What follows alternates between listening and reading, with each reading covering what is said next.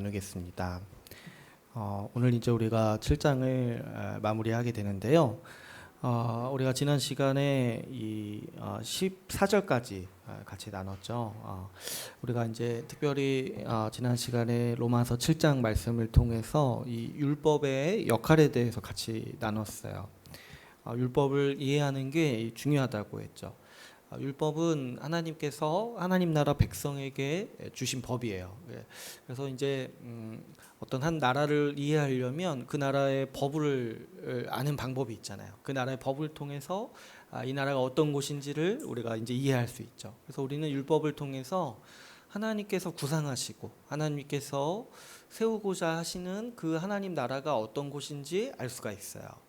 또 뿐만 아니죠. 이 법이라는 거는 그 나라 사람들이 이렇게 살아가라고 주어진 거잖아요. 그래서 그 나라의 헌법 같은 걸 보면은 그 나라의 성격을 알 수 있고 그 나라 국민의 삶을 볼 수가 있죠.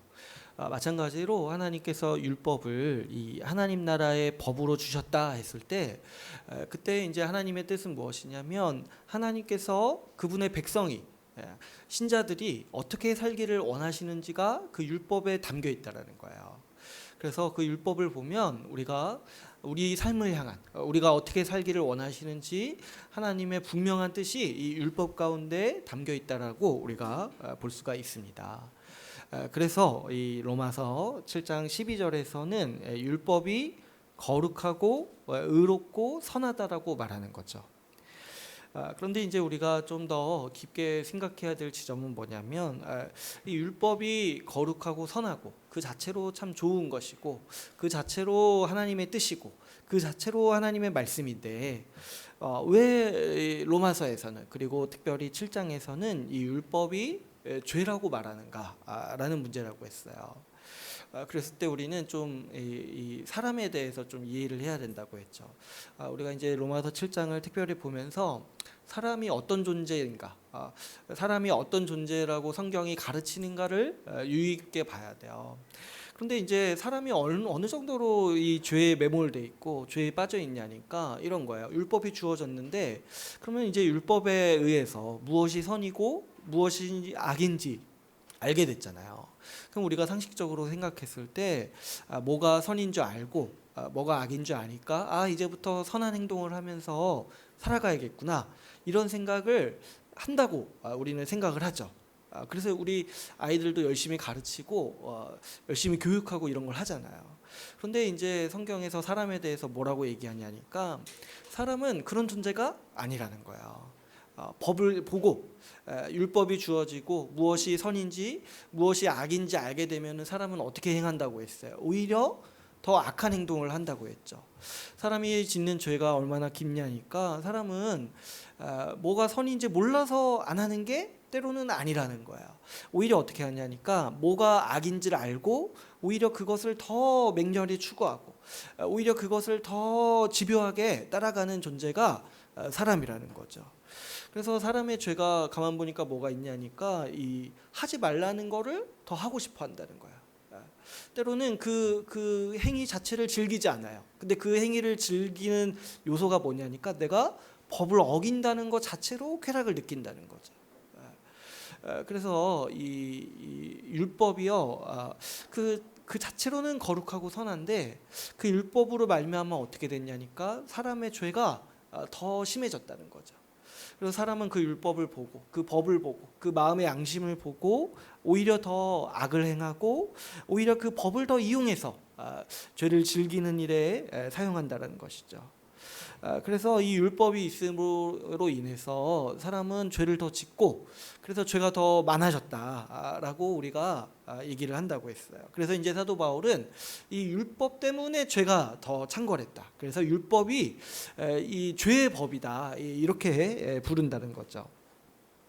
그러면 하나님은 왜 이 율법을 주셨냐는 거야. 왜 이 사람이 이 법을 지키지도 못하고 또 더군다나 이 역효과가 나와지고 이 법 때문에 오히려 더 범죄하고 더 죄를 많이 짓는데 하나님은 왜 이 율법을 주셨냐 했을 때 이 7절에서는 죄를 깨닫게 하기 위해서 로마서 7장 7절에서는 죄가 무엇인지 알게 하기 위해서 주셨다고 했어요. 그리고 또 13절에서는 어떻게 얘기한다고 했죠? 우리가 얼마나 깊이 죄와 연루되어 있는지를 밝히기 위해서, 그래서 죄가 죄되게 하기 위해서, 우리의 죄가 얼마나 깊은지 알게 하기 위해서 이 율법을 주셨다라는 거예요. 그렇죠, 여러분. 이 죄가 무엇인지 모른다라면 우리가 하나님의 심판 아래 있다라는 사실을 절대로 인식할 수가 없어요. 더군다나 우리가 얼마나 깊이 죄와 연관되어 있는지 스스로 알기가 굉장히 힘들다고 했어요.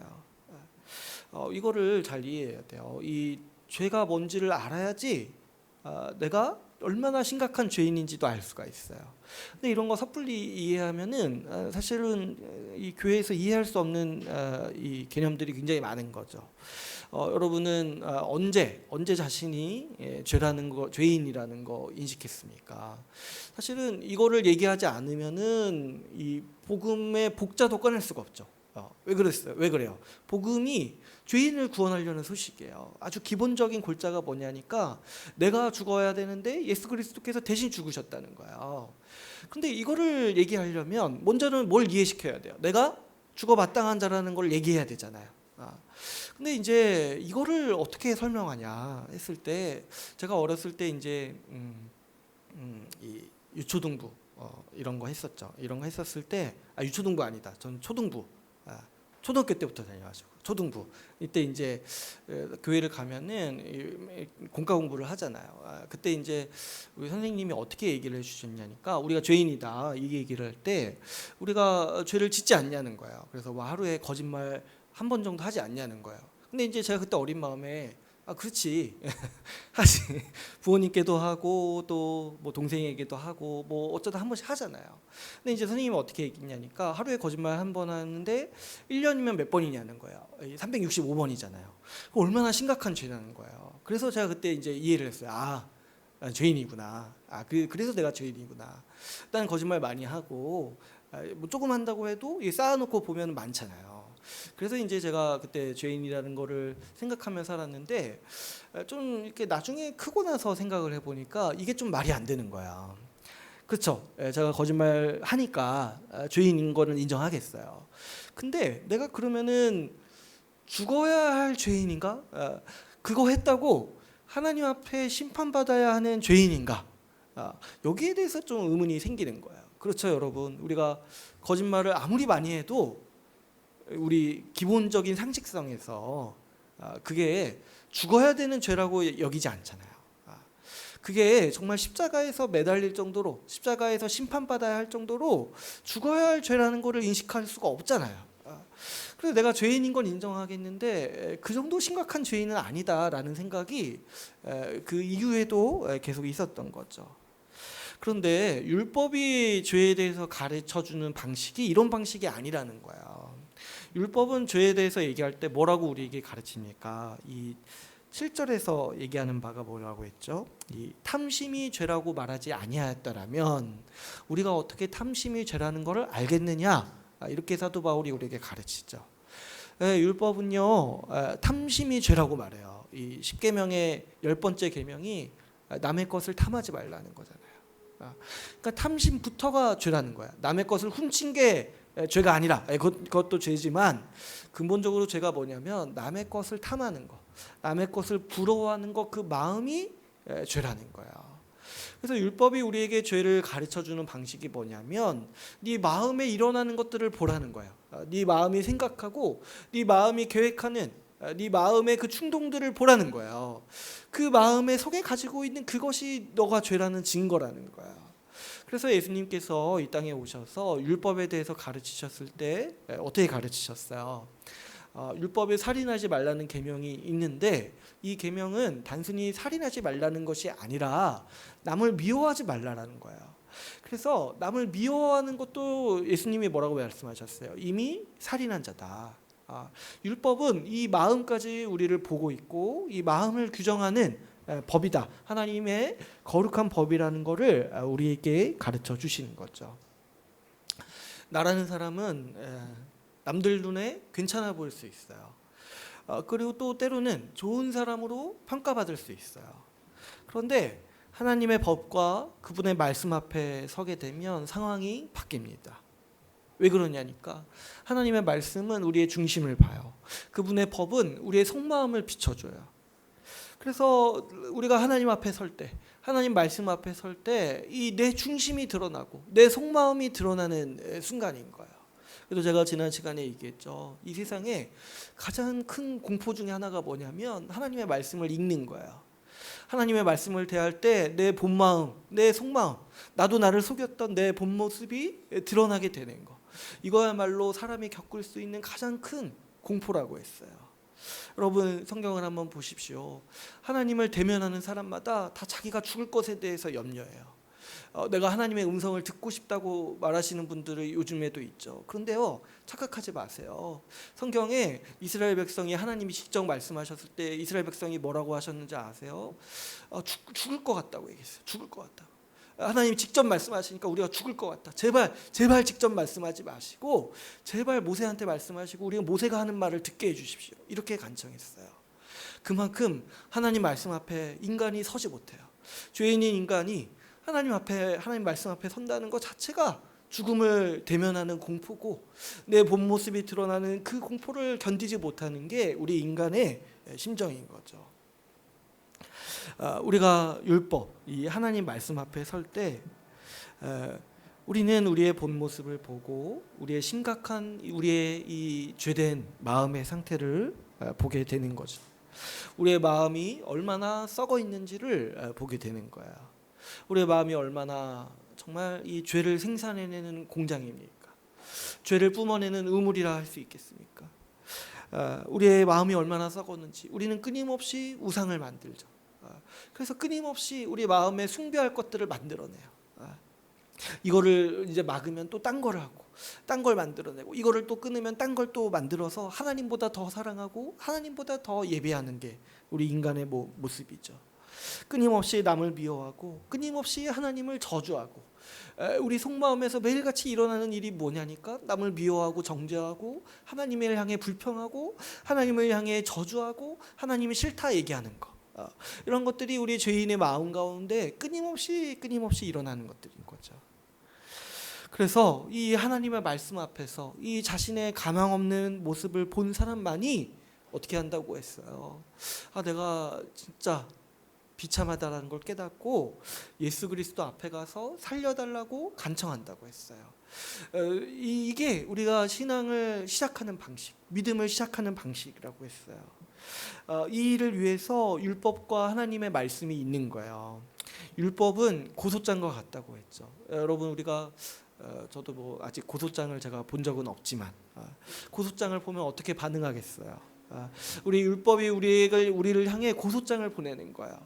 하나님의 심판이 있다. 너 여기 출석해서 하나님의 심판 앞에 서야 된다. 그러니까 어떻게 하라는 거야? 하루빨리 예수 그리스도를 찾아서 네 죄에 대해 문제를 변호받아라. 네 죄의 문제에 대해서 예수 그리스도 앞에 가서 고하고 그리스도께 고침받고 그리스도께 사함을 받아라. 이것이 율법의 역할이라고 했죠. 하나님의 말씀도 그와 같아요.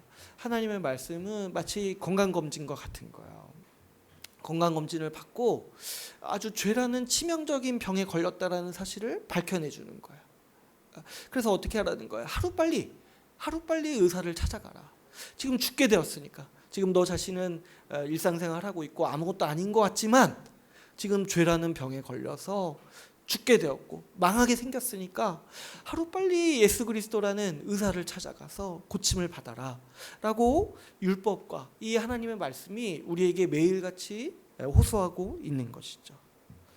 이 세상에 그 누구도 고상하고 차분하게 예수 믿지 않아요. 당장 죽을 것 같은 이 죄인의 심정으로 예수 그리스도를 찾는 것이죠. 그만큼 우리 죄인의 상태는 심각합니다. 오늘 우리가 읽은 15절부터 25절 말씀 역시 이 죄인의 심각한 상태에 대해서 경고하고 있습니다.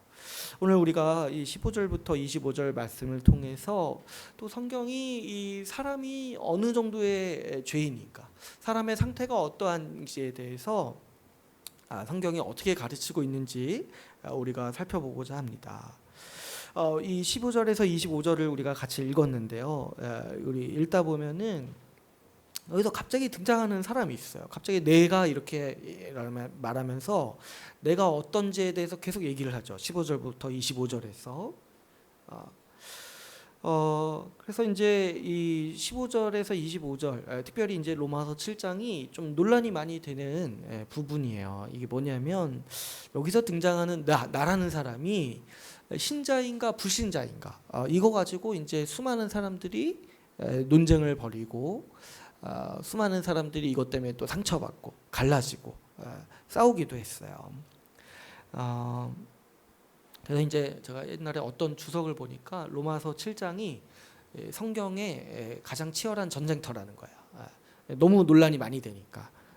그래서 이제 이 논란 지점은 딱 하나예요. 이 15절에서 25절에서 등장하는 나라는 사람이 신자냐 불신자냐, 이거 가지고 이제 사람들이 많이 싸웠다는 거예요. 이 사람이 보면요, 굉장히 특이해요. 22절을 보면 어때요? 이 속사람으로는 하나님의 법을 즐거워한다는 거예요. 그러니까 이 사람은 지금 어떤 마음이 있어요? 좀 하나님의 법을 따르고 싶고 순종하고자 하는 마음이 있죠. 이걸 보면 어때요? 이 사람은 신자죠. 불신자가 말씀을 막 즐거워하거나, 오늘도 너무 말씀을 배우고 싶습니다, 오늘 말씀이 내 즐거움입니다, 이런 얘기를 하지 않잖아요. 그러니까 이걸 보면은 이 사람이 신자다, 이런 생각들을 한다는 거예요. 그런데 이 사람에게 항상 일어나는 일이 뭐냐니까 19절에 보면 어떻게 얘기를 해요? 이 사람이 항상 어떤 일을 행하는 거예요? 내가 원하는 바 선은 행하지 않는다는 거예요. 도리어 어떻게 해요? 원하지 않는 바 악을 행한다는 거죠. 그러니까 이걸 보면 어때요? 좀 이상하다는 거예요. 신자가 어떻게 이런 존재냐는 거예요. 그래서 이 두 의견이 있는 거죠. 이 불신자로 보는 게 이상하다. 왜냐하면 불신자는 하나님의 법을 즐거워하지 않는데, 지금 이 사람은 하나님의 법을 따르고 거기에 순종하려는 의지가 있지 않냐. 또 반대편 의견은 뭐예요? 이 사람을 신자로 보는 건 더 이상하다는 거예요. 왜냐? 이 사람은 항상 악을 행하잖아요. 이게 문맥에 맞지 않는다는 거죠. 우리가 5장에서 배웠을 때 5장에서 신자는 어떤 존재라고 했어요? 신자는 죄를 짓지 않고 죄를 이기는 존재라고 했어요.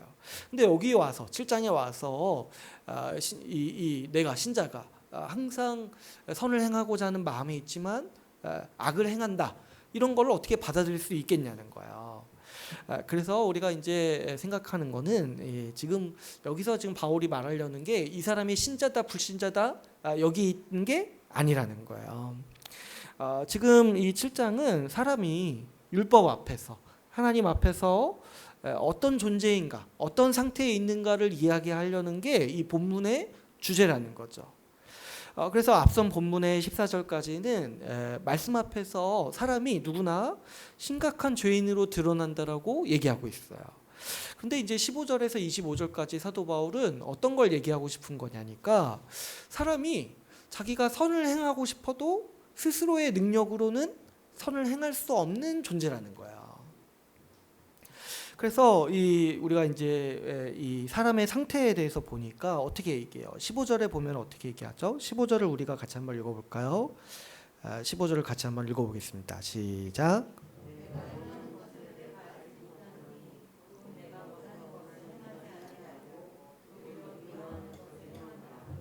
네, 이 한마디로 얘기하니까 지금 이 죄의 노예 아래, 죄의 노예에 있는 사람, 그리고 정말 이 신앙이 없고 성령을 받지 않은 이 사람의 모습이 뭐냐니까 이 15절과 같다는 거예요. 내가 행하는 것을 내가 알지 못한다는 거예요. 내가 무슨 일을 하는지 알지 못하고 행해요. 그런데 이제 그게 뭐냐니까, 내가 원하는 것은 행하지 아니하고 도리어 미워하는 것을 행한다는 거예요. 이게 이 사람의 아주 이 죄의 지배 아래 아주 복종하면서 살아가는 사람의 아주 비참한 모습이라는 거죠. 내가 원하지 않는데 자꾸 행하는 거예요. 여러분 뭐 이런 경험 좀 있지 않으세요? 특별히 시험 준비할 때 공부를 해야 되는데, 공부를 하고자 하는 마음은 있는데 어때요? 공부가 잘 안 돼요. 그래서 자꾸 어떻게 하냐니까 TV를 봐요.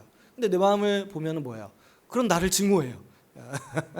정말 하기 싫어요. 정말 이 TV 재미없다 하는데 어떻게 해요? 하고 있어요. 지금 뭘 하고 싶어요? 공부를 하고 싶어요. 공부를 하고 싶어 하는데 정작 내가 하는 건 뭐야? 오히려 시험 때 더 재미있게 열심히 놀아요. 그러면서 또 어떻게 해요? 나를 자책해요. 아유, 내가 왜 이러냐? 내가 왜 이 모양이냐? 이렇게 자책하는 거. 우리 인간의 아주 이 만연한 상태가 뭐냐니까 하기 싫은데도 한다는 거야. 뭐를? 악을 한다는 거야. 하기 싫은데도. 무엇이 선인 줄 알고 행하려는 생각은 있어요. 그러나 정작 행해야 할 때는 어떻게 한다는 거야? 반대로 악을 행한다는 거죠. 우리가 부모님을 공경하려는 마음은 있죠. 부모님께 잘해주고 싶은 마음이 있죠. 근데 정작 집에 가서 보면 어떻게 해요? 화내고 짜증내죠. 우리가 지체를 섬기고 사랑하려는 마음이 있죠. 그런데 실제로는 어떻게 사냐니까 실제로는 자기를 위해서만 돈과 시간을 쓴다는 거야. 아예 그런 마음이 들지 않는 거는 말할 것도 없이 악한 모습이죠. 아예 그렇게 살 마음도 없는 거. 근데 이제 사람이 어떤 존재라니까 그렇게 살 마음이 있다고 하더라도 내가 선한 마음이 잠깐 들어서 선을 행해야겠다라는 생각이 들고 선을 행해야겠다는 의지가 잠깐 있을지라도 사람에게는 뭐가 없다는 거예요. 실제로 그 선을 행할 능력이 없다라는 거죠.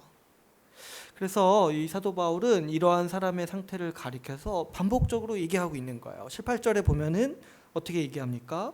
내 육신에 선한 것이 거하지 않는다는 거예요. 나에게 선을 행할 아무런 능력이 없는 걸 보고 내 속에 선한 것이 없구나라고 얘기하는 거죠. 21절 어떻게 얘기합니까? 선을 행하기 원하는 나에게 악이 함께 있다. 23절 아주 최종적으로 얘기하는 게 뭐야? 죄의 법이 나를 사로잡고 있다. 내가 이 죄를 떠나서 아무리 선하게 살아보려고 노력해도 내가 아무리 정말 그 가진 수를 다 써도 죄의 법이 나를 꽉 붙잡고 있어서 도저히 내가 선을 행할 수 없구나. 내 속에 선한 것이 하나도 없구나. 이런 얘기를 한다는 거예요. 그래서 이거를 이제 앞에서 사도 바울이 뭐라고 했냐면 우리가 죄인이 죄의 노예 상태에 있다라고 얘기하고 있는 것이죠. 여러분 우리가 사람의 이 죄인된 모습을 생각해 볼 때 참 사람이 얼마나 악한가, 그리고 얼마나 또 이 악이 복잡한가, 단순하지 않고 복잡한 문제인가, 우리가 이 문제를 생각해 볼 수가 있죠. 사람이 순수하게 선을 행하는 일이라는 게 얼마나 어려운 일인가 우리가 생각해 봐야 돼요. 여러분 우리가 잠깐 선한 행동을 할 수 있어요. 그죠? 어떤 분들은 내가 악하지 않다고요. 왜 그러냐니까 나는 선을 행하려고 노력하고 선을 행하기 위해서 부단히 싸워왔다는 거야. 그래 맞아요. 그건 인정할 수 있어요. 그런데 이제 우리에게 있는 문제가 뭐냐면 선은 너무 작은데 선을 행한 건 한 10번 10손가락 안에 드는데 악은 그보다 더 많이 행한다는 거야. 조금 내가 노력한 적이 있죠. 그런데 더 많이 죄를 범한다는 거예요. 그보다 더 많이. 제가 예전에 의문을 가졌던 게 제가 운동하고 다이어트 하는데 왜 계속 살이 찌냐는 거예요. 생각해 보니까 그래서 조금 제가 이제 노력을 한 것 같아요. 열심히 운동을 했어요. 근데 힘들잖아요.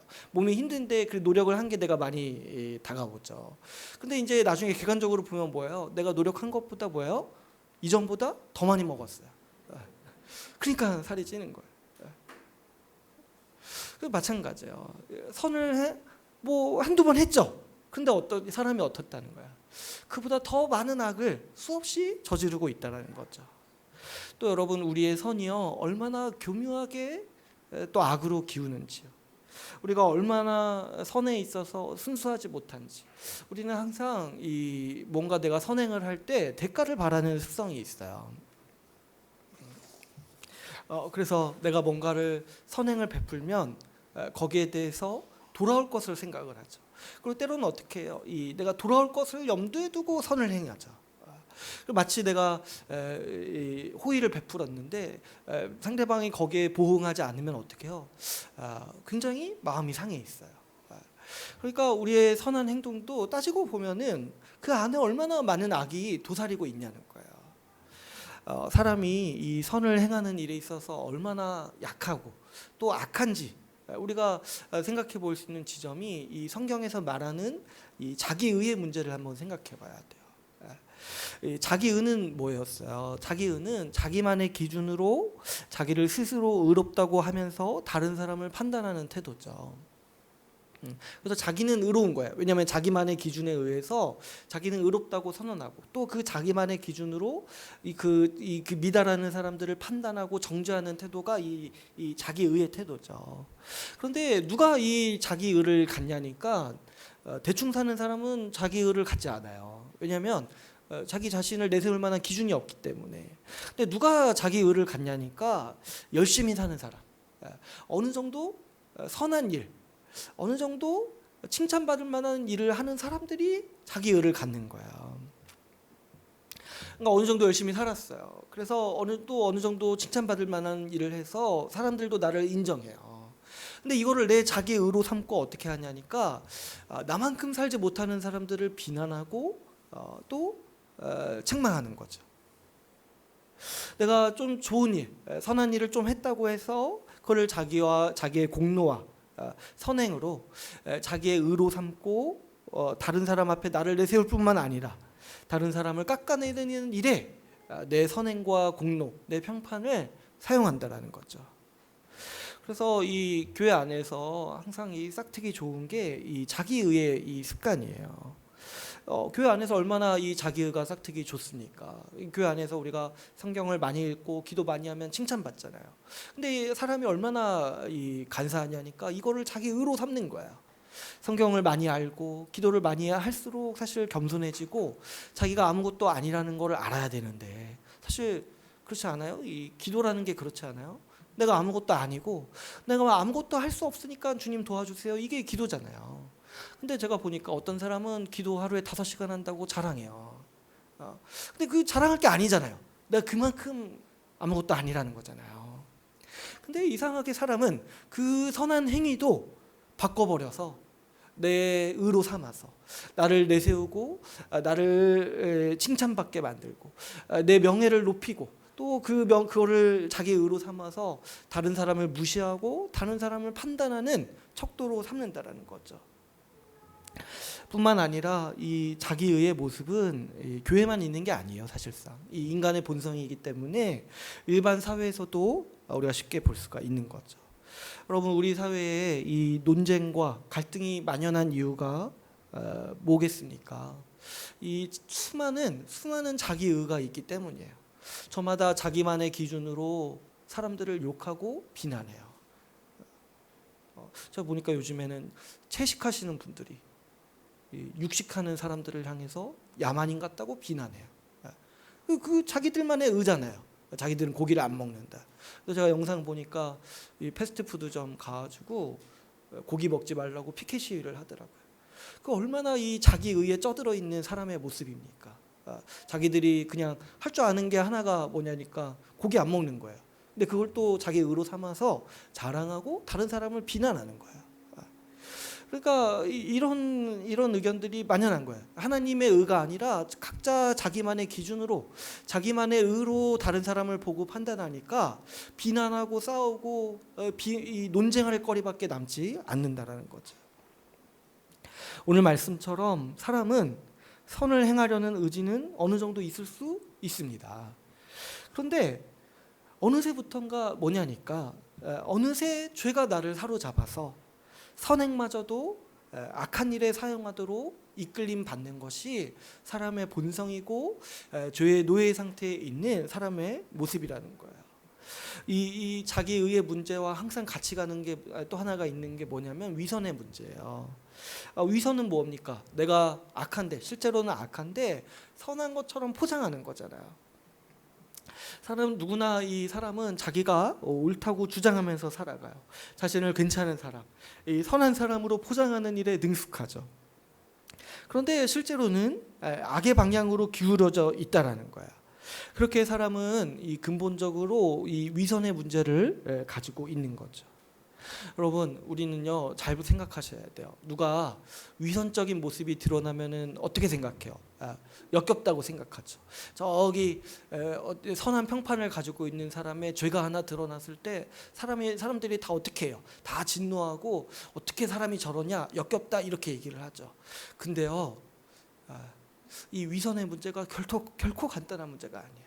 모든 사람은 다 이 위선에 관련되어 있어요. 이 위선의 죄가 얼마나 깊냐니까 모든 사람이 다 위선적인데 위선의 죄가 드러나면은 사람들은 그 사람을 욕해요.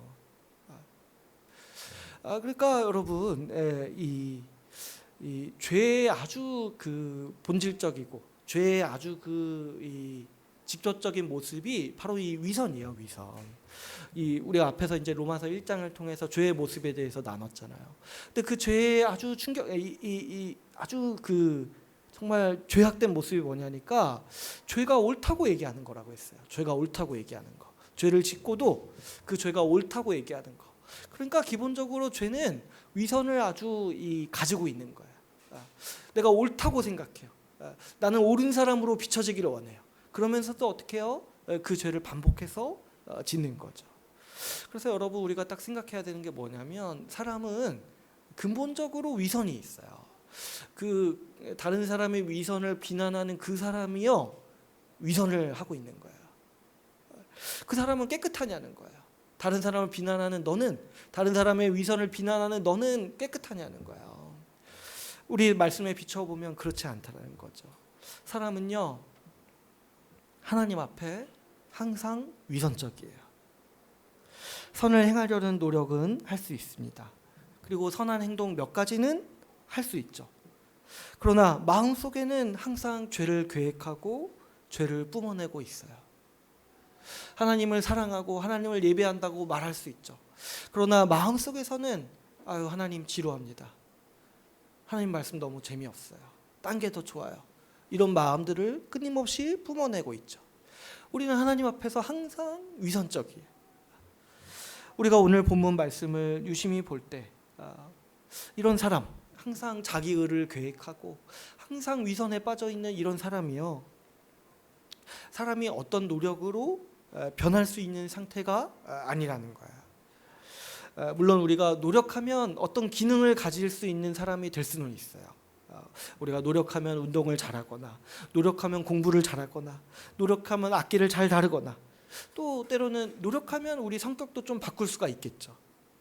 좀 더 성실한 사람, 좀 더 긍정적인 사람이 노력하면 될 수는 있겠죠. 그러나 근본적으로 우리의 노력이 우리의 죄를 선으로 바꿔주지 않는다라는 겁니다. 우리의 노력으로 악한 사람이 선한 사람이 될 수가 없다라는 거예요.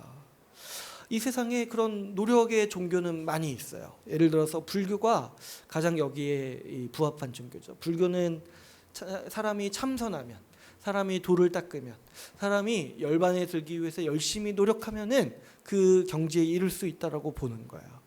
또 뿐만 아니죠. 요즘에 이 진보적인 이 진보주의도 어떤 이상이 있냐니까 사람이 교육하고 이 이성의 힘으로 좀 더 나은 사람, 선한 사람이 될 수 있다라는 이상을 갖는 거예요. 또 이 교회 중에서도 왜곡된 기독교도 이런 생각들을 좀 하는 것 같아요. 사람이 어떤 프로그램에 참여하면, 어떤 이 시스템에 들어오면, 어떤 프로그램을 참여해서 이 훈련을 받으면 사람이 바뀌고 변할 수 있다라고 사람들은 믿는 것 같아요. 그러나 로마서 7장 말씀, 성경은 이 모든 시도에 대해서 부정합니다. 죄의 노예, 죄의 지배 아래에 있는 우리에게 선한 것이 거하지 않는다는 거예요. 우리는 우리 스스로를 바꿀 수 없어요. 왜냐? 우리 스스로 바꾸려는 모든 노력도 다 뭐에 끌려간다는 거예요. 죄의 법에 끌려가서 죄를 짓게 만들고 죄에 점철된 인생으로 만들어 간다는 거죠. 그래서 우리는 죄의 노예 상태에 있어서 지금 내가 여기서 벗어나려고 해도 내 스스로는 도저히 이 죄의 깊은, 이 죄의 강한 구속력, 그리고 이 복잡한 이 죄의 구조에서 빠져나올 수가 없다라는 거야. 지난 시간에 우리는 자신이 죄인임을 인정하는 사람이 그리스도에게 간다라고 얘기했어요. 근데 사실 이것도 부족해요. 그런데 우리 사람의 아주 깊은 죄성을 생각해 볼 때 단순히 자신의 죄를 인정하는 것만으로는 부족합니다. 사람이요, 자기의 죄를 인정한 다음에 흔하게 하는 행동이 뭐냐니까 자기 스스로 자기 죄를 극복해 보려고 해요. 다시 말씀드릴게요.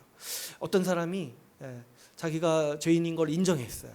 근데요, 자기가 죄인임을 인정한 사람이 바로 그리스도에게 가지 않아요. 어떻게 하냐니까 자기가 어떻게든 이 죄를 극복해 보려고 열심히 노력한다라는 거예요. 왜 그러냐니까 사람에게는 이 깊은 자존심이 있어요. 내가 해결해 보겠다, 내가 책임지겠다. 그래서 자주 이 실수하고 이 죄를 자주 짓는 사람이 자주 하는 말이 뭐냐니까 내가 책임질게.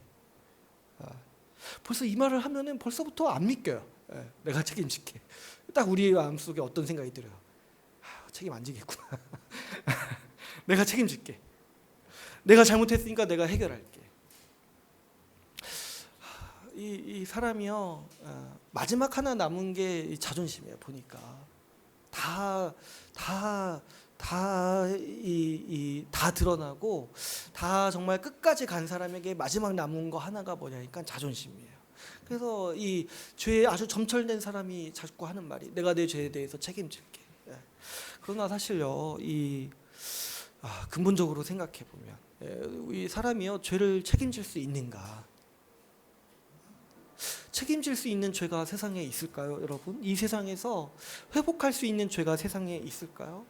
어떻게 하면 죄로 인해 상처받은 사람이 회복될 수 있습니까? 가해자가 처벌받으면 정말 그 죄에 대한 문제가 해결되고 죄를 책임질 수 있는 거냐는 거예요. 이미 죽고 상처받은 사람이 있는데 가해자가 처벌받았다고 해서 그 죄의 문제가 끝나지 않는다라는 거예요.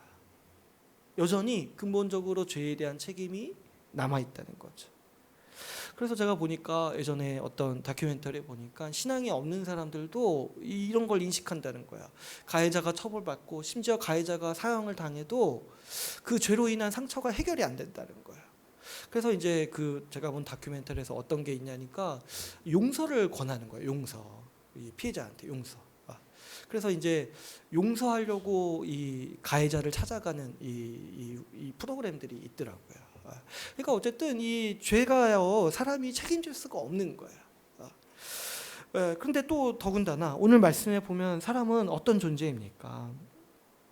근본적으로 내가 내 죄를 해결할 수가 없다라는 거야. 이제 새롭게 살아보고자, 이제 죄를 떠나 선을 행해보자, 굳게 다짐하고 결심해서도 어떻게 한다는 거예요. 사람은 여전히 악을 행하는 존재라는 거예요. 악을 행하는 게 괴롭고 악을 행하는 일을 극복하려고 해도 결국에는 어떻게 된다는 거예요? 악을 행하고 있다는 거죠. 죄의 지배 아래 있기 때문에 우리 스스로의 힘으로는 변할 수 없고 우리 스스로의 힘으로 이 죄를 벗어날 수 없는 상태라는 게 우리 사람의 상태라는 거예요. 그래서 이걸 아는 사람이 이렇게 내 스스로 내 죄의 문제를 해결할 수 없다고 여기는 사람이 그리스도에게 간다라고 오늘 성경은 우리의 성경 말씀은 우리에게 가르치고 있습니다. 그러므로 이 복음에는 두 가지 걸림돌이 있어요. 잘 들으세요.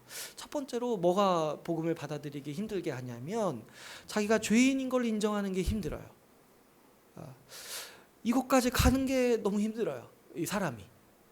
평생 내가 옳다고 생각해온 사람이 자기가 죄인이라는 걸 인정하는 게 힘들어요. 그래서 이제 제가 자주 얘기하는 게 뭐예요? 우리 죄를 깨닫게 하시는 게 하나님의 말로 닿을 수 없는 은혜라는 거예요.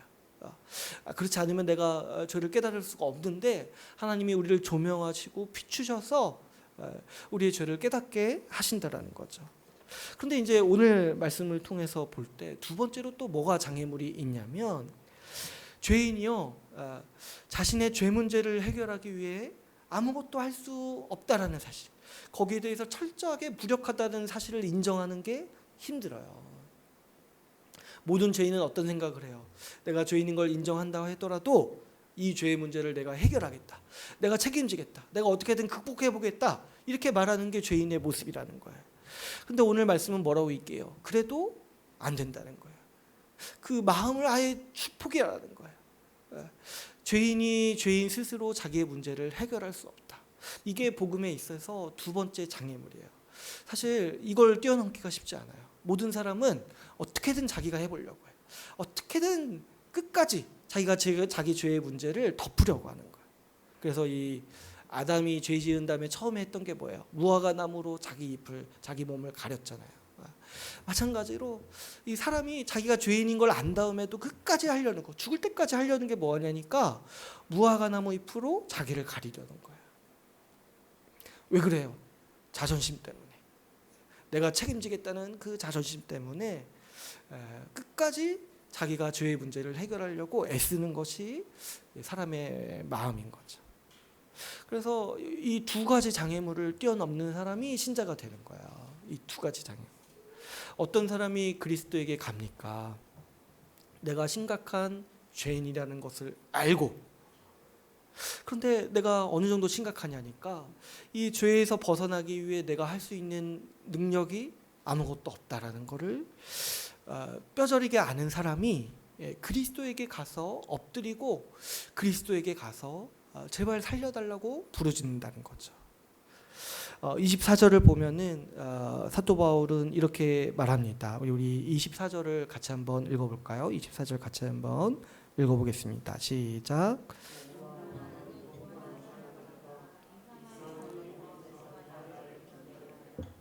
네, 여기서 이제 곤고하다라는 거는 비참하다는 거예요. 아주 비참한 인생이라는 거예요. 이 두 사실을 아는 사람, 로마서 7장 1절에서 23절까지를 이해하고 이게 나라는 거를 아는 사람의 고백이 뭐냐니까, 나는 비참한 사람이구나. 하나님 앞에 죽을 수밖에 없는 죄인인데 이 상태에서 벗어날 수 있는 어떤 능력도 방법도 내게 없습니다. 아무리 벗어나려고 발버둥 쳐도 죄의 법이 나를 사로잡고 있습니다. 나는 비참한 사람입니다. 이렇게 통곡하는 것이 이 사람의 본 모습을 아는 사람의 합당한 반응이라는 거죠. 제가 지난 시간에 그래서 모든 신앙은 회개로부터 시작한다고 했어요. 자기 죄에 대한 회개로부터 시작한다고 했어요. 근데 사실 그것만 얘기하면 부족해요. 모든 신앙은요, 이 24절의 절망으로부터 시작해요. 내가 비참하다는 걸 아는 사람이 그리스도에게 가는 거예요. 자신에 대한 그 철저한 절망이 있을 때 믿음이 시작될 수가 있어요. 여러분, 사람이 그렇습니다. 자기에게 일말의 가능성이 있다라고 여기는 사람, 1%라도 자기의 가능성이 있다라고 여기는 사람은 절대로 그리스도에게 가지 않아요. 자기를 붙잡아요. 계속해서 자기를 붙잡고 자기 의를 쌓아가려고 해요. 자기 죄가 드러났음에도 어떻게든 자기를 붙잡아서 자기 죄를 쌓으려고 하는, 자기 의를 쌓으려고 하고, 그래서 더 교묘하게 위선적으로 행동하는 것이 우리 사람의 모습이라는 거예요. 그런데 모든 신앙은 절망에서 시작해요. 내가 1%의 가능성도 없다라는 걸 아는 사람이 어떻게 하냐니까, 자신에 대해 철저하게 절망하는 사람이, 자신은 도저히 안 된다라고 절망하는 사람이 그때서야 비로소 하는 일이 뭐냐니까 예수 그리스도께 엎드려서 살려달라고 부르짖는 거예요. 자신에 대해 철저하게 절망할 때 우리는 그리스도에게 갑니다. 그럴 때 그리스도는 우리에게 처음과 끝이 되시는 거예요. 여러분, 우리가 이제 로마서 3장에서 은혜의 복음에 대해서 얘기했잖아요. 우리 주님이 우리에게 아무것도 요구하시지 아니하시고 처음부터 끝까지 다 공짜로 주신다고 했어요. 그런데 주님이 왜 공짜로 주시냐니까, 우리가 1%도 지불할 수가 없거든요. 우리가 조금도 할 수가 없으니까 주님이 우리에게 주시는 복음이 뭐예요? 내가 다 해주겠다는 거예요. 우리가 조금이라도 선을 행할 수 있다라면 주님이 그러면은 넌 1%를 해라, 내가 99%를 하겠다, 이렇게 하시겠죠. 그런데 우리가 주님 앞에서 어떤 상태예요? 죽어있는 상태고 1%도 주님께 드릴 만한 선이 없다라는 거예요. 그래서 주님께서 하신 방법이 뭐예요? 내가 공짜로 주겠다. 내가 은혜로 너희에게 처음부터 끝까지 다 해주시겠다는 거예요. 주님께서 우리를 구원하시기 위해서 처음부터 끝까지 다 해주시는 게 우리가 믿는 은혜의 복음이에요. 그래서 우리가 절망하는 사람이 나는 비참한 자로다 절망하는 사람이 그리스도께 갈 수 있는 이유인 거죠. 제가 보니까 요즘 사람들도 제가 뭐 어디 인터넷에서 본 것 같아요. 이런 말들을 쓰더라고요. 사람은 고쳐 쓰는 게 아니라는 거예요. 사람이 고쳐지지 않는다는 거예요. 사람은 변하지 않는다는 거예요. 믿지 않는 사람들도 사람이 변하지 않는다라는 강한 확신이 있어요. 그런데 사실 성경에서 그 비슷한 인식이 있어요. 뭐냐니까 사람은 고칠 수 없다는 거예요. 사람은 웬만해서 바꿀 수 없다는 거예요. 이런 거죠. 누가 암에 걸렸는데 누가 오늘부터 열심히 운동해서 내가 암을 고쳐보겠다 이런 생각을 누가 하냐는 거예요. 아주 말기 암인데 오늘부터 내가 운동장 뭐 100m씩 뛰면은 100m 너무 적죠. 한 하루에 10km씩 뛰면은 내가 암을 극복할 수 있어. 누가 이런 생각을 하냐는 거예요. 오늘 이제 말씀이 이제 그런 얘기인 거죠. 성경은요, 우리를 고칠 수 있다, 우리를 변화시킬 수 있다 이런 얘기를 지금 하고 있는 게 아니에요. 하나님은 우리를 단순히 고치시거나 치유하신 게 아니라 어떻게 하셨어요? 이 로마서 말씀에서 증거하듯이 하나님은 우리를 그냥 죽이셨어요. 죽이셨다가 우리 어떻게 하세요? 우리를 살리셨다는 거예요. 우리를 고쳐서 바꾸시는 게 아니라 그냥 우리를 죄에 대해서 죽게 만드시고 그리고 어떻게 하셨어요? 그리스도와 함께 부활하셔서 새로운 생명으로 우리를 만드셨다라고 얘기하고 있는 거죠. 다른 곳에서는 아예 이렇게 얘기해요. 우리를 아예 새롭게 창조하셨다. 왜냐? 이미 가망이 없으니까. 이미 1%의 가능성도 없으니까. 조금이라도 가능성이 있으면 주님이 좀 지켜보시겠는데 그게 없어요. 없으니까 주님이 하시는 방법이 뭐예요? 죽이시고 다시 살리시는 거. 그리고 우리를 아예 새롭게 만드시는 거. 새롭게 창조하셨다. 이렇게 선언을 하는 것이죠. 여러분, 우리는 이 로마서 7장 말씀을 이 3주에 걸쳐서 나눴어요. 그래서 이 성경이 사람에 대해서 어떻게 가르치고 있는지 우리가 자세히 나눴죠. 7장 말씀은 지금 여기서 이제 신자냐 비신자냐 이렇게 논쟁하려고 주님이 주시는 게 아니라 사람이 어떤 존재인가를 주님 우리에게 가르쳐 주시기 위해서 주신 말씀이라는 거예요. 신자가 어떤 자인지, 죄의 노예 상태에 있는 사람이 어떤 존재인지 우리가 이제 이 말씀을 통해서 배웠죠. 여러분, 우리가 이 말씀에 비추어서 나는 어떤 사람인지, 나는 어디에 있는 사람인지를 생각하셔야 돼요.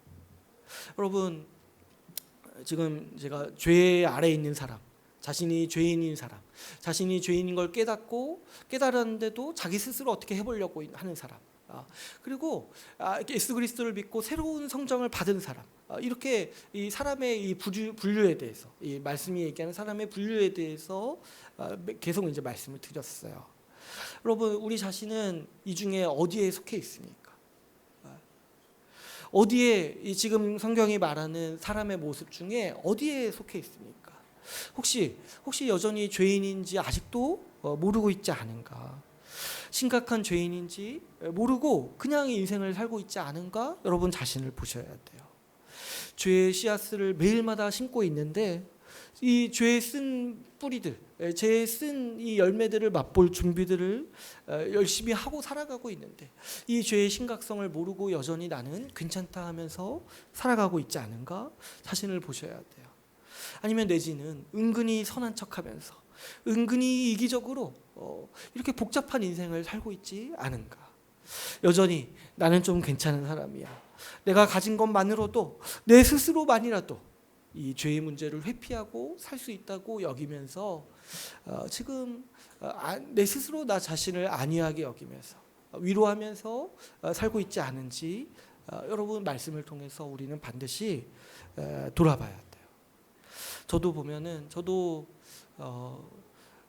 제 개인적인 얘기라서 죄송하지만 저도 하나님의 말씀을 대면하기 전까지 그랬어요.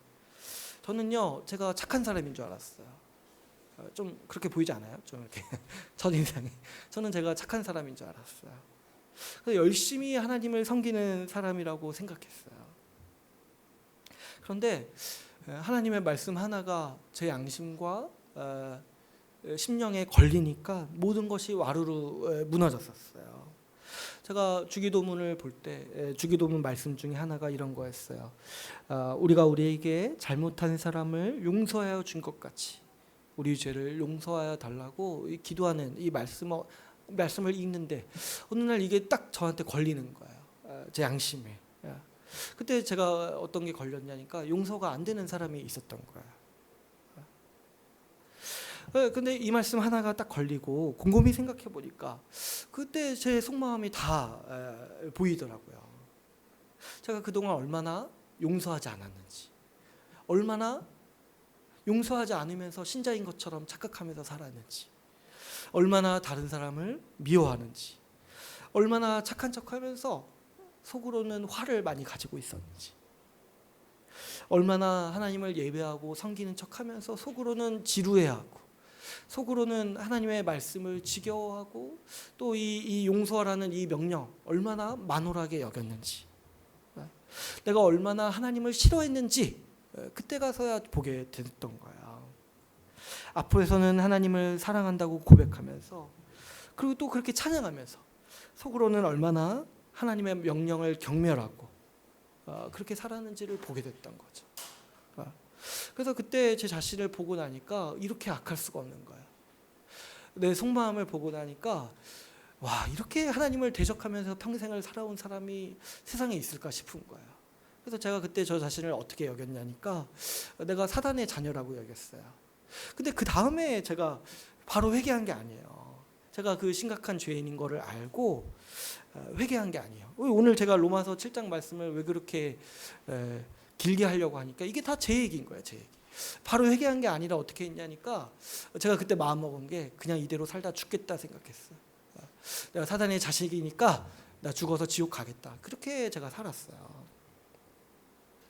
그렇게 근데 어느 정도 그렇게 살았는지 제가 기억은 안 나요. 한 달 정도 그렇게 했던 것 같은데 너무 괴로운 거예요. 여러분, 내가 사단의 자식이라고 생각하고 한번 살아보세요. 하루만 살아도 너무 괴로워요. 하루만 살아도 괴로워요. 도저히 안 되겠다 싶어서, 근데 그때 딱 생각한 게 뭐냐니까 그때 처음으로 십자가 생각을 했어요. 주님이 모든 죄를 용서하시면서 죽으시면서 모든 죄를 용서하셨다는 생각을 그때 처음 들었던 거예요. 그래서 그때 제가 인생에서 처음, 제가 그때 대학교 다닐 때인데 교회 생활은 10년 20년 가까이 했어요. 근데 그때 처음 십자가 앞에 엎드려서 한 번만 용서해 달라고 그때 처음 저는 빌었어요. 그때 저는 비로소 회심하고 좀 이제부터 다르게 살겠다고 결심을 한 거죠. 그 뒤로 이 오직 그리스도의 복음, 이 그리스도의 복음을 배우면서 얼마나 기쁜지 몰라요. 여러분, 나를 볼 때는 항상 비참했어요. 제가 제 자신을 알아요. 속마음으로 어떤 생각을 하고 사는지 알아요. 나라는 사람은 선이 무엇인지도 모를 뿐만 아니라 선을 행할 의지가 없어요. 항상 죄의 씨앗을 성실하게 뿌리고 죄의 열매들을 맛보기 위해 살아가는 존재가 나라는 사람이에요. 그러나 우리 주님은 우리에게 그리스도를 주셨어요. 내가 율법을 지킬 수 없으니까 그리스도께서 대신 지키셨죠. 주님께서 내 모든 죄의 대가를 짊어지시고 대신 죽으셨죠. 이제 그리스도께서 그분의 마음과 그분의 능력을 날마다 공급해 주세요. 제가 오늘도 살아가는 그 소망이 되는 게 뭐냐니까 저 자신은 굉장히 비참한 사람이에요. 선을 행하려고 말할지라도 속으로는 항상 악한 마음이 올라와요. 그런데 제가 소망하고 제가 정말 기쁨으로 믿는 바가 무엇이냐니까 주님이 내 마음을 바꾸셨다라는 이 복음의 능력이고 복음의 소식인 거죠. 항상 마음으로 죄를 생각하고 죄를 향해 살던 그 나는 이제 없어요. 이제 죽었어요. 그때 죽었어요. 예수 그리스도의 십자가 앞에 무릎 꿇었을 때, 한 번만 용서해달라고 빌었을 때 그때 주님이 어떻게 하셨냐니까 죽이셨어요. 지금은 그리스도 안에서 그리스도와 함께 새로운 삶을 살아갑니다. 그러므로 신자는 여러분 자신을 내세우지도 않고 자기를 자랑하지도 않아요. 왜 그렇습니까? 자기를 보면 항상 비참하거든요. 자기가 어떤 사람인지 알거든요. 그러나 이 로마서 7장에 나오는 것처럼 이 비참한 사람을 우리 주님은 구해 주셨습니다. 그분의 은혜로 내가 지금 살아가고 있어요. 그런데 다시 그 상태로 돌아간다고요? 다시 내가 좀 뭐 했다고 자랑하고, 다시 좀 내가 뭐 좀 이뤘다고 그거 가지고 젠체하고, 그거 가지고 다른 사람을 비난한다고요? 정말 착각하지 말아요. 이 7장을 다시 한번 봐야 돼요. 내가 어떤 존재였는가? 과거에 어떤 존재였는데 주님이 나를 어떻게 만드셨는가? 지금 주님의 은혜로 겨우 제대로 된 인생을 살고 있는 사람인 거예요. 그래서 신자는 절대로 자신을 자랑하거나 자기를 뽐내기 위해서 살아가지 않아요. 신자는 칭찬받기 위해 살지 않고 인정받기 위해 살지도 않습니다. 오히려 칭찬하면 이상하게 생각하는 게 신자의 마음이에요. 나 같은 자를 왜 칭찬하지? 나 같은 자를 왜 인정하지? 이런 것들이 사실 신자에게는 대수롭지 않은 거예요. 오히려 신자는 그리스도를 자랑합니다. 나는 볼품없고 나는 비참하지만 그리스도 나에게 주신 그 그리스도의 의와 그리스도의 그 능력을 자랑하죠. 나 같은 자를 건지셔서 이만큼 살게 해주시는 그 모든 복이 다 그리스도의 능력이라고 자랑하면서 사는 것이 우리 신자의 삶의 모습입니다. 그러므로 여러분, 우리는 우리 자신을 볼 때 절망합니다. 그러나 우리는 절망한 채로 살지 않아요. 왜 그렇습니까? 그리스도께서 우리에게 자신을 주셔서 우리를 영광스러운 모습으로 만들어 주셨기 때문이죠. 그렇게 우리는 25절 말씀처럼 우리 주 예수 그리스도로 말미암아 하나님께 감사하며 살아가는 사람들이라고 할 수 있습니다. 이제 오늘 말씀을 맺겠습니다. 오늘 우리는 이 죄의 노예 상태에 있는 사람의 모습에 대해서 같이 함께 나누었습니다. 죄의 노예 상태에 있기 때문에 사람은 선이 무엇인지 알아도 항상 악으로 기울어져 있습니다. 심지어 선을 행하려는 마음이 있고 선을 행하려는 의지가 있어도 항상 악으로 기울어져 있는 것이 이 죄의 노예 상태에 있는 사람의 모습인 거죠. 이 죄의 노예 상태에 있는 사람은 죄의 씨앗들을 뿌리고 죄의 열매를 맛보는 사람들이에요. 그 죄 때문에 결국 그 인생이 괴로울 것이고 그 죄 때문에 결국에 망하는 인생 가운데 운명 가운데 놓여져 있는 것이죠. 그러나 우리 주 예수님께서 이 비참한 상황 가운데 있는 우리를 구원하셨습니다. 우리 스스로는 이 죄의 지배에서 벗어날 수 없었지만 우리 주님께서 그랬던 나를, 죄에 점철되었던 살았던 나를 죽이시고 새로운 인생으로 다시 태어나게 하셨습니다. 이전에 우리는 죽고 우리는 새 사람으로 다시 산 사람들이에요. 여러분, 우리가 이 은혜를 기억하면서 살아가십시다. 나 자신은 항상 부인하지만 우리 주 그리스도로 말미암아 얻은 이 복된 인생을 자랑스럽게 여기면서 살아갑시다. 이런 게 이 중생의 은혜, 회심의 은혜라고 했어요. 중생은 뭐예요? 주님이 우리 이전의 삶을 죽이시고 새로운 인생을 주셨다. 새로운 성정, 새로운 삶을 주셨다. 이 중생. 내가 결단하는 거, 내가 그 이전과 같지 않고 이제 새롭게 살아가겠다 결단하는 게 이 회심이라고 했어요. 여러분, 우리 중생과 회심의 은혜가 우리 가운데 있음을 항상 기억합시다. 죄의 노예였던 상태와 결별하고 새로운 인생을 살아가려는 이 중생, 이 회심의 은혜를 항상 누리는 우리 주의 나라 교회가 되기를 간절히 소망합시다. 오늘 말씀을 마치고 같이 기도하는 시간을 갖도록 하겠습니다.